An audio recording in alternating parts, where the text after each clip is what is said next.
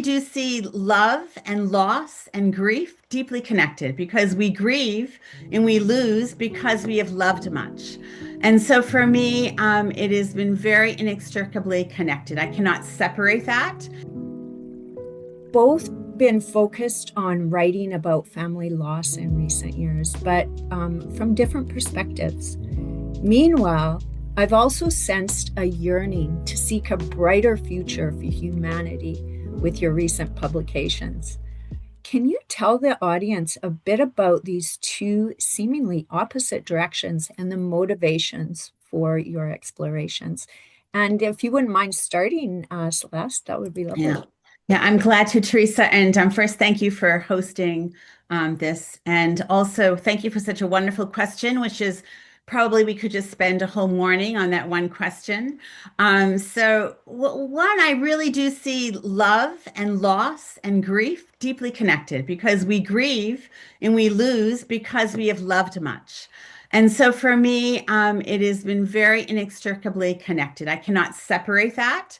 And in particular, with my own loss over the years, and particularly, I've been looking at my own family loss for my parents and intergenerational trauma connected to the Armenian genocide. I've really integrated poetry and dance as a way to excavate fragments because fragments can hold a world.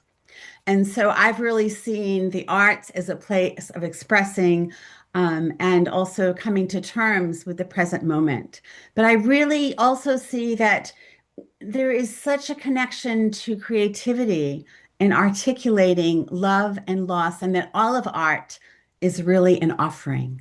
And so I feel there's something about losing that allows us to be catapulted into the present moment, which is really all we have. And that is very delicious, even though it could be difficult. Mean, I can definitely agree with what you're saying, Celeste, like loss and grief and the love of life, it's all kind of intertwined. And I Mhm. think when through my loss journey, I've realized that everything can be taken away.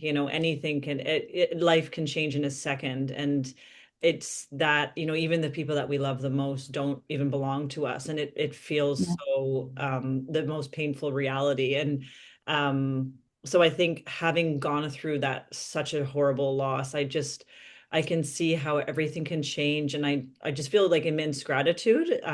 It's sort of like a pendulum swinging. You can go in one direction, but it also goes in the other, and it just makes you feel euphoric about life and being able to be alive and to feel the like look at the trees and the birds, and it's so beautiful.